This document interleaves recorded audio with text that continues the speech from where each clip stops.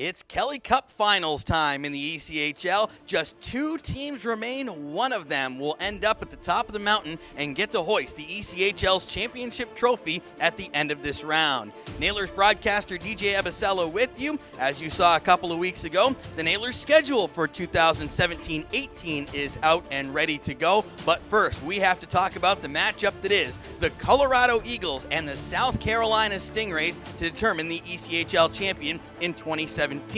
The series will start in Colorado. They have home ice, the Eagles do. So we'll start by talking about the Western Conference and how the Eagles got to where they are right now. First off, the Idaho Steelheads. Colorado beat them in 5 games, including that dramatic come-from-behind win in Game 4.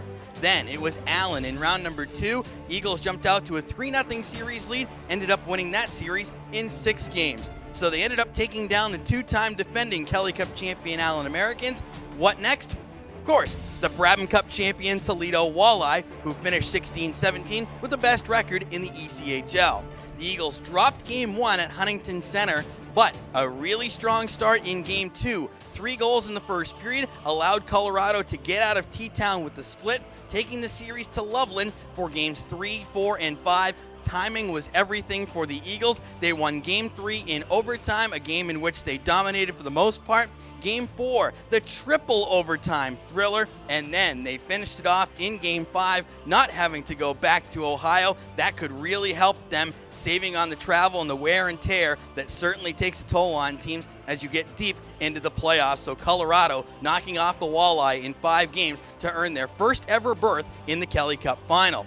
On the Eastern Conference side, the South Carolina Stingrays, they get to the Kelly Cup Final, being the lowest seed in all 3 series that it played so far. First round, Stingrays fell behind 2-0 to Greenville, but then 4 straight, and out go the Swamp Rabbits. Second round, taking on their division champion, the Florida Everblades. They split in Estero, but they didn't have to go back to the Sunshine State because the Stingrays protected their home ice, which they've done very successfully so far in the playoffs to a rate of 7-2 so far, and the Stingrays finished off the Everblades in 5.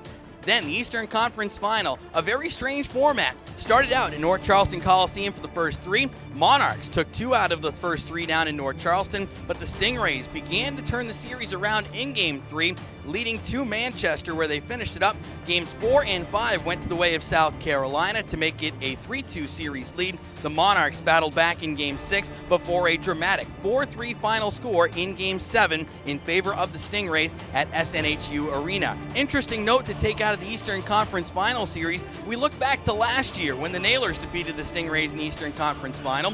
Wheeling won 3 of 4 games on the road, just like South Carolina did this year against the Monarchs, and Wheeling also won 3 of its 4 games in comeback fashion. Stingrays did the same thing to the Monarchs, winning 3 out of 4 in comeback fashion, showing some very good resiliency in their trip to the Kelly Cup Final.